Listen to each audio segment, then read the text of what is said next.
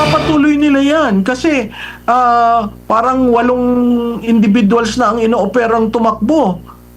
So ang makikita natin senaryo sa 2028, marami siguro tatakbo para hatiin ang boto. I've never seen itong demolition job kay Vice President Duterte is far more greater than the demolition job done on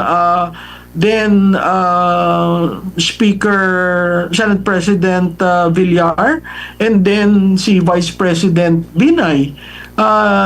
Ito kasi walang pahinga kay BP Sara since 2023.